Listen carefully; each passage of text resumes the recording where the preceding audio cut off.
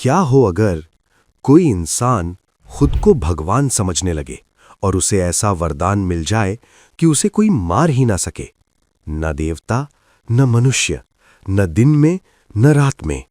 तो क्या सच में वो अमर हो जाएगा? लेकिन अगर उसका अपना ही बेटा उसके खिलाफ खड़ा हो जाए तो क्या होगा? नमस्कार दोस्तों, आप सभी का एक बार फिर से स्वागत है हमारे चैनल सत्यमवद में। आज की कहानी है अहंकार और आस्था की, और उस भयंकर ट्विस्ट की जिसने पूरे ब्रह्मांड को हिला दिया था। प्राचीन काल में एक अत्याचारी राक्षस राजा था, हिरण्यकश्यप। उसने कठोर तपस्या करके ब्रह्मा जी से ऐसा वरदान पा लिया कि न कोई देवता उसे मार सके, न मनुष्य, न पशु, न वो दिन में मरे न रात में, न धरती पर न आकाश में, न घर के अंदर न बाहर, और न ही किसी शस्त्र से। ऐसा वरदान पाकर वो खुद को ही भगवान समझने लगा। लेकिन उसके ही घर में जन्मा एक बालक जिसका नाम था प्रहलाद, वो भगवान विष्णु का परम भक्त था। पिता के आदेश के बावजूद उसने कहा, मैं सिर्फ भगवान विष्णु की ही पूजा करूंगा। उसके पिता क्रोध से जल उठा। एक दिन उसे जहर दे दिया गया, लेकिन भगवान विष्णु की कृपा से उसे कुछ नहीं हुआ।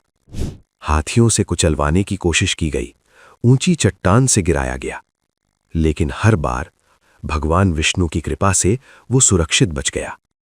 अब आया असली मोड़। हिरण्यकश्यप की एक बहन थी जिसका नाम था होलिका।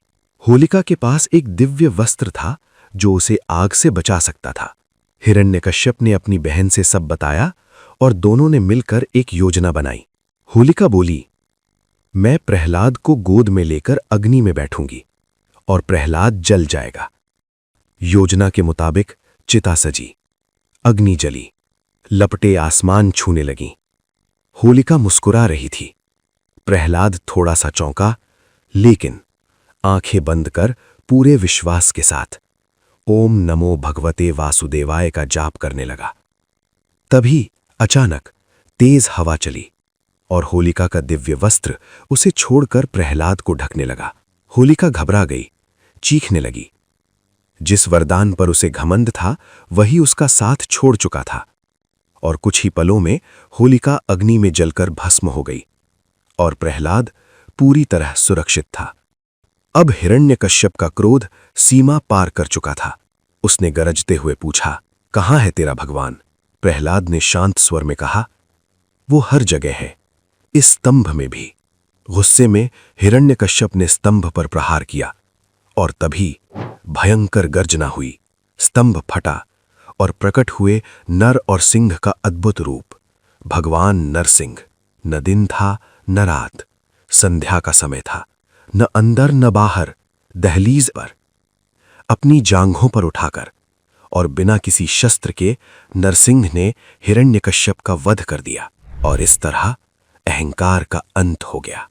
दोस्तों, होलिका और हिरण्यकश्यप की हार सिर्फ मृत्यु नहीं थी, वो थी उनके अहंकार की हार। और प्रहलाद की जीत सिर्फ जीवन की नहीं थी, वो थी अटूट विश्वास की जीत। इसीलिए होली सिर्फ रंगों का त्योहार नहीं है, ये बुराई पर अच्छाई की जीत का प्रतीक है। जब भी होलिका दहन की अग्नि जलती है, हम अपने अंदर के अहंकार, क्रोध और नकारात्मकता को भी उसमें जला देते हैं, और अगले दिन रंगों के साथ हम प्रेम और खुशियां बांटते हैं। आप सभी को होली के पावन पर्व की ढेर सारी शुभकामनाएं। नमस्कार।